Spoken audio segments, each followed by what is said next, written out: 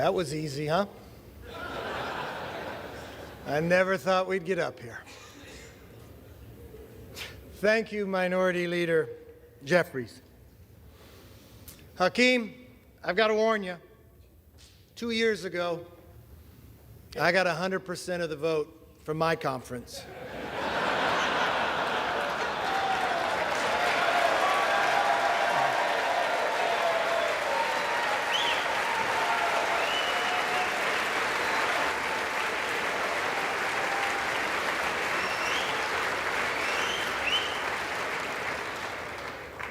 There's somebody else I want to thank. The gentlelady who served as our presiding officer this week, our clerk, Cheryl Johnson. Thank you.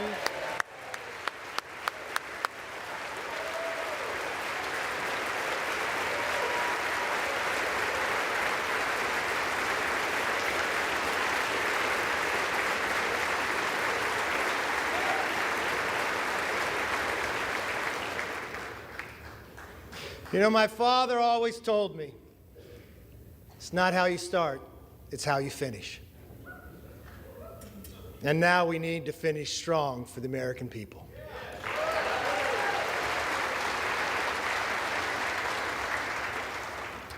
You know, if a son of a fireman and a grandchild of immigrants can rise to the highest position in the most important legislative body in our country, and if my colleague, Hakeem Jeffries, with his life story, can rise to lead his party, then opportunity and democracy still thrive in America.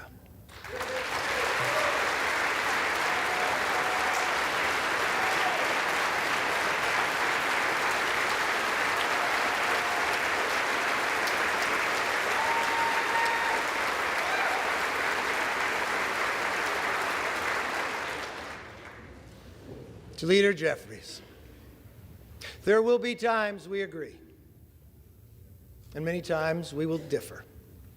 I promise our debates will be passionate, but they will never be personal. That's my commitment to you.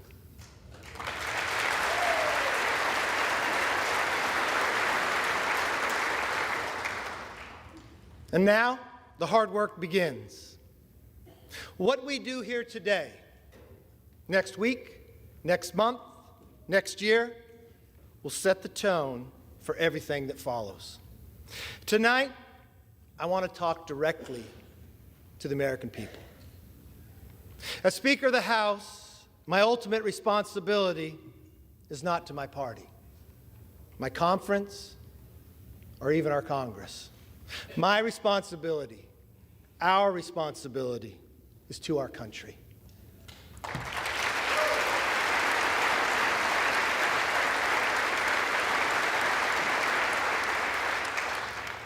Two months ago, you voted for a new direction for our country. You embraced our commitment to America, and now we're going to keep our commitment to you.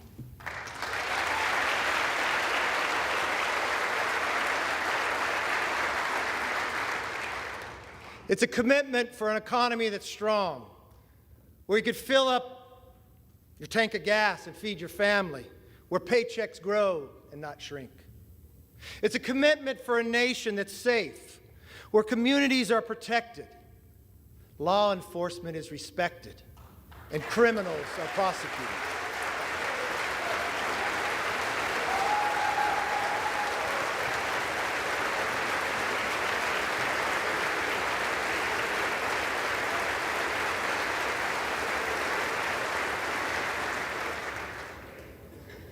A commitment for the future that's built on freedom, where children come first and are taught to dream big. Because in America, dreams can still come true.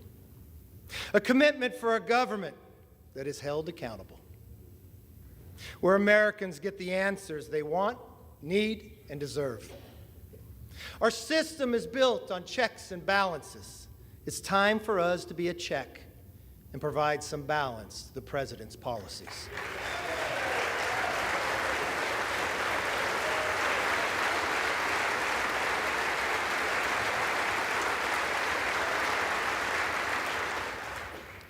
There is nothing more important than making it possible for American families to live and enjoy the lives they deserve. That is why we commit to stop wasteful Washington spending, to lower the price of groceries, gas, cars, housing, and stop the rising national debt.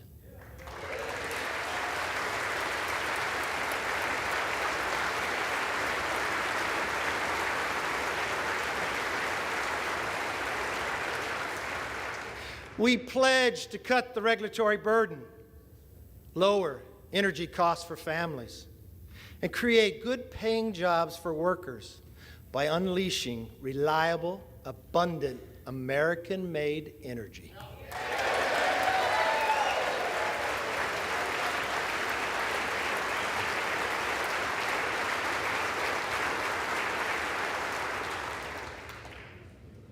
I know the night is late, but when we come back, our very first bill will repeal the funding for 87,000 new hours.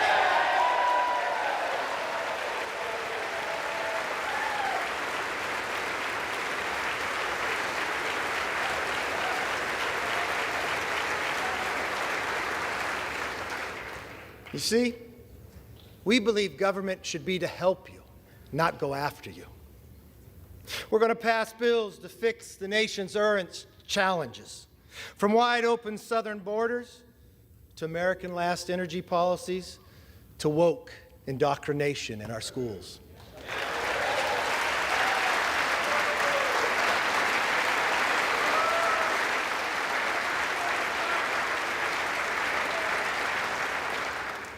We'll also address America's long-term challenges, the debt, and the rise of the Chinese Communist Party. Congress must speak with one voice on both of these issues. This is why we will end wasteful Washington spending. From now on, if a federal bureaucrat wants to spend it, they will come before us to defend it.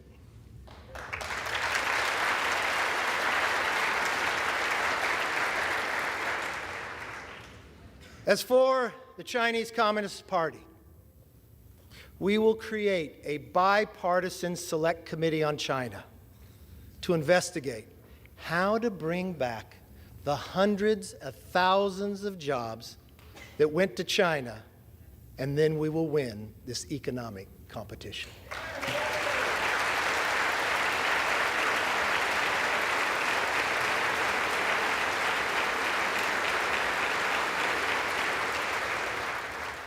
Now, speaking of committees, we will hold the swamp accountable. From the withdrawal of Afghanistan to the origins of COVID and to the weaponization of the FBI.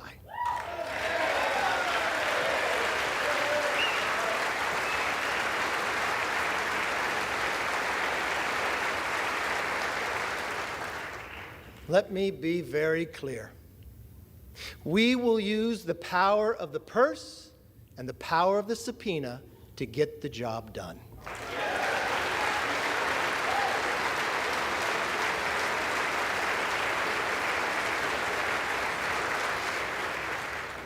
This is something we should all agree upon. We will stand up and speak out for the backbone of our economy, the hard-working taxpayer.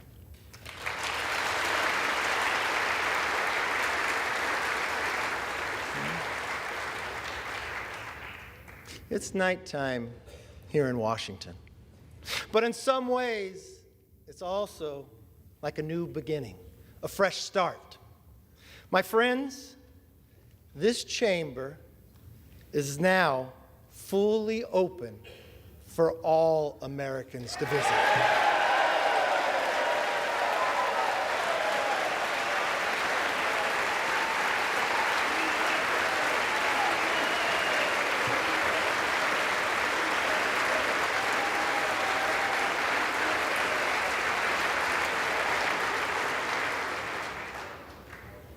I want to give all Americans a personal invitation. You are welcome to see this body at work. No longer will the doors be closed, but the debates will be open for you to witness what happens in the people's house.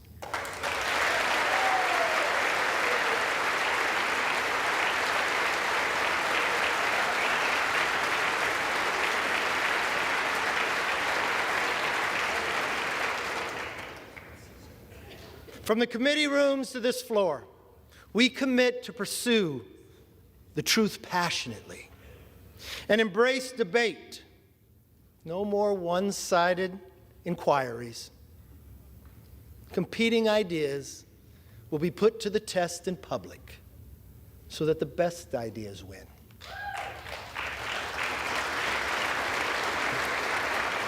But we also pledge to bring Congress to the people, because answers have not and will not always be found in Washington.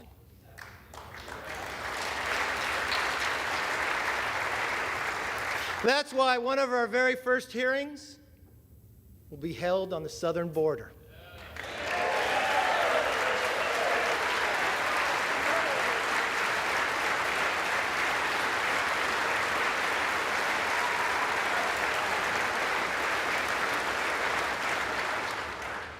No more ignoring a crisis of safety and sovereignty. We must secure our border.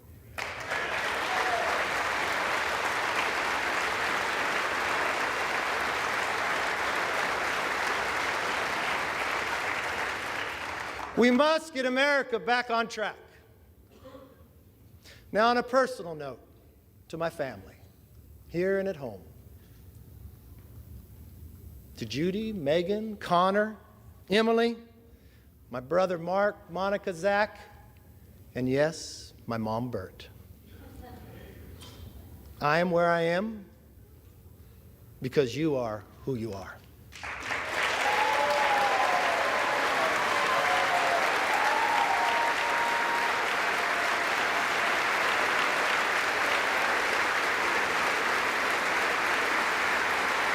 You can stand.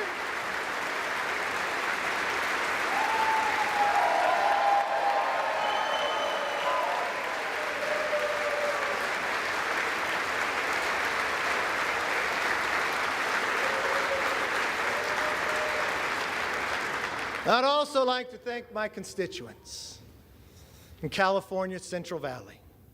Yes, and especially my hometown of Bakersfield. I don't know if you're familiar with music, but as Buck Owens sings, how many of you that sit and judge me have ever walked the streets of Bakersfield?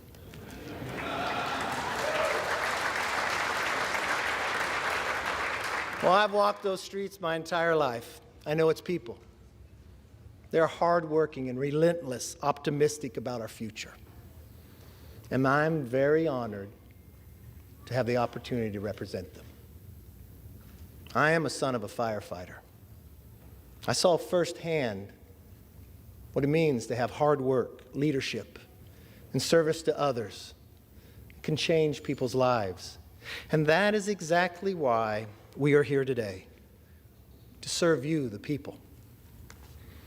We come here with the support of our families and the faith of our neighbors to be their voice in Washington. For all the wives and husbands, children and parents who are watching, a loved one to be sworn in, I knew it took a couple extra days. I'll be honest, it's not how I had it planned. I want you to remember this moment. Take it in. Your loved ones are about to make history. My colleagues and I thank you for your understanding and your sacrifice. And we will work every day to make you proud. My most favorite spot in this building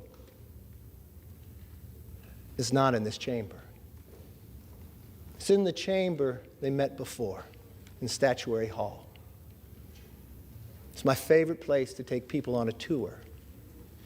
You see, it's where Abraham Lincoln served. He was just a one-term congressman, sat in the back. I like to go to that spot and I like to stand where he stood. I like to do it at night when people aren't around. I like to look over and look at the clock, because that's the same clock and same view that Abraham Lincoln saw. I've watched Lincoln serve in the greatest challenge to our Constitution, the Civil War. I watched him take peoples who were rivals and put them together. I watched in a time that he did not know if a nation could sustain itself, but he dreamt of a future and built a railroad across the nation. I want us to all take a moment one time that you are here. I want you to stand there. I want you to look.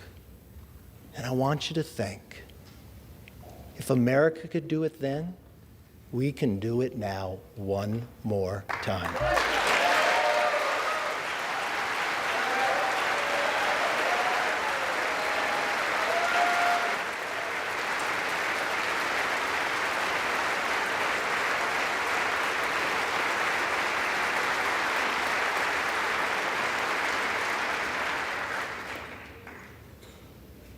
You know, Abraham Lincoln gave his life in service to this country. One of his most important observations about America applies today, as much as it did 160 years ago. He said, "We are striving to maintain the government and institutions of our fathers and to transmit them to our children and our children's children's forever." My fellow Americans, that is still our mission today. This moment calls for restoring trust within our country and with each other. In that spirit, I will work with anyone and everyone who shares our passion to deliver a better future for the nation. I hope you'll join me. As a Congress, we can only operate if we cooperate. My door will be open. I'd like you to come by. I want you to see, as you walk down the hall, a large portrait of Lincoln. I want you to go into that conference room. And I want you to see another portrait. My members know of this. It's of Washington crossing the Delaware. You all know the story. It happened on Christmas, 1776. There was no iPhone to take a picture. People wonder when it was painted. It wasn't painted by someone who was there. It was painted in 1850 and 1851. He was an immigrant who lived in America, Emanuel Lentz. You know why he painted it? Because he knew America was more than a country. America was an idea. He went home to Germany, and he wanted Germany to have a revolution based upon the values and freedoms that we defend every day. His talent was art. So he believed if he painted this painting, he could inspire his countrymen to rise up for the idea of freedom. Well, many historians will tell you he didn't get it correct.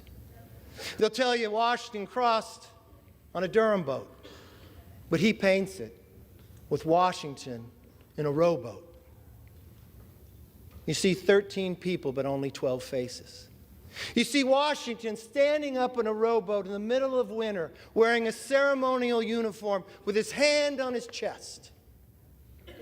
He looks so stoic. You would look at that man, you'd say, I'd follow him anywhere. You probably believe that he never lost a battle. But history would tell us at that moment, at that time, he had only lost. We had never won. You see, that was the night of our first victory as a nation when we surprised the Hessians. But when you look at that painting, don't look at Washington. I want you to look at who's in the boat. You see, the second rower in the beret, he's Scottish. The person directly across from him in the green, rowing in the exact same cadence, is an African American. You come down right to the middle in the red, the person who's rowing the strongest is a woman. And in the very back is a Native American. I don't know from a historic fact if they were in the boat that night, but to this young immigrant who had lived in America, that's who he believed would be in the boat. The second to last person is a farmer. He could be from Bakersfield, I'm not sure. His hand goes across his face. People will debate this part. But what I see is a hand of the 13th person nobody sees. You see, what I believe Emmanuel is saying is, here we are, battling for the creation of the idea of freedom. That every individual is equal, not a perfect nation, but striving to be a more perfect union. Having lost every battle against the greatest challenge with the strongest nation, having lost them all, but willing to do it on our holiest of nights, with a hand reached out and asking if you would join us. That's as true today as it was then. If we let everybody in the boat, if we row in the same cadence together, there is no obstacle this body can overcome for this nation.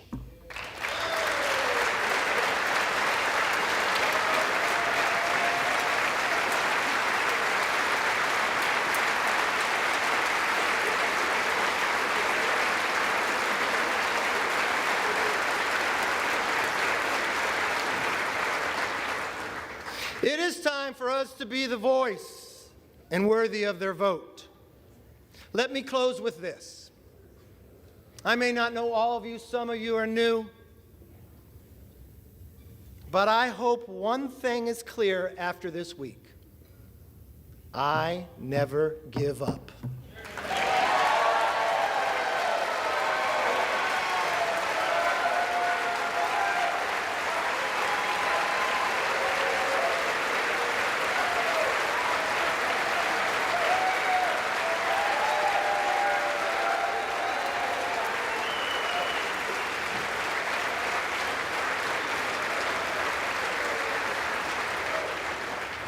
I make this promise. I'll never give up for you, the American people. And I will never give up on keeping our commitment to America. Our nation is worth fighting for. Our rights are worth fighting for. Our dreams are worth fighting for. Our future is worth fighting for.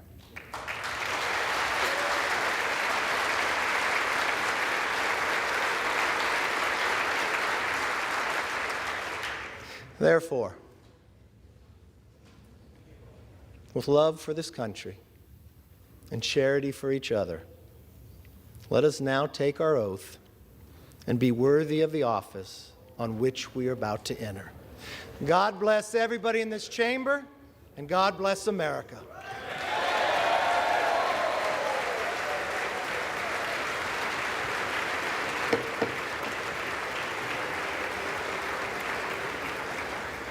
Not so fast, I have to get sworn in first.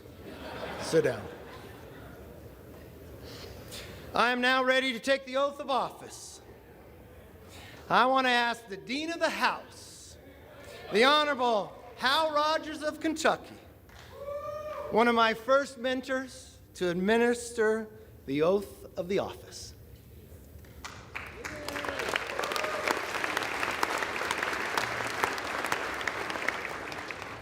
First, we want to offer a bipartisan congratulations to the gentleman from California.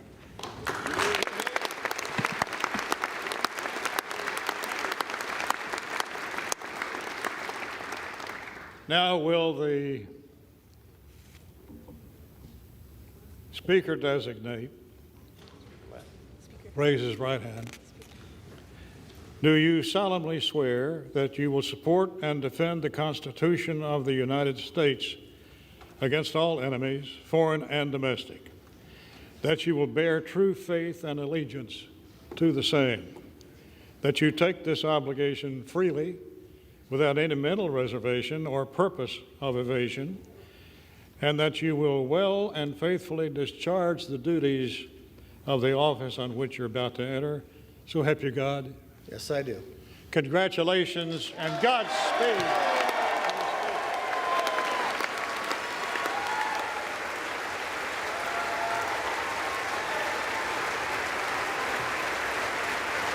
Thank you.